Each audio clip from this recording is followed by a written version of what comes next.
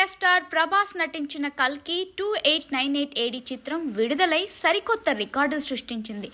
దర్శకుడు నాగ్ అశ్విన్ రూపొందించిన ఈ సినిమా విడుదలైన మొదటి రోజు నుంచే పాజిటివ్ టాక్తో బాక్సాఫీస్ వద్ద భారీ వసూళ్లు సాధించింది. సినిమా విడుదల సమయంలో థియేటర్లలో పెద్దగా ఇతర సినిమాలు లేకపోవడంతో ప్రేక్షకులు థియేటర్లకు భారీగా తరలివచ్చారు. ఈ సినిమా నెల రోజుల్లోనే 1000 కోట్ల క్లబ్లో చేరింది. అయితే బాలీవుడ్కు చెందిన కొంతమంది క్రిటిక్స్ ఈ సినిమా కలెక్షన్లపై నెగిటివ్ కామెంట్స్ చేయడం ప్రారంభించారు.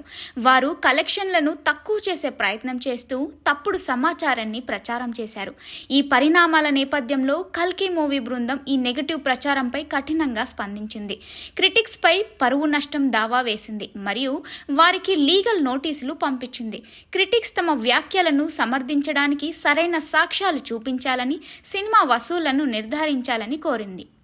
ప్రస్తుతం కల్కి చిత్రం వరల్డ్ వైడ్గా 1100 కోట్లకు పైగా వసూళ్లు చేసే అవకాశం ఉంది. ఈ పరిణామంపై నెటిజన్స్ కల్కి మూవీ బృందానికి ప్రశంసిస్తున్నారు. తప్పుడు ప్రచారాన్ని ఎదుర్కోవడంలో బృందం తీసుకున్న చర్యలను అభినందిస్తున్నారు. కల్కి మూవీ జట్టు ఇలాంటి చర్యలు తీసుకోవడంతో క్రిటిక్స్ ముందుకు వచ్చి నిజాలు ప్రకటించాల్సి వచ్చింది.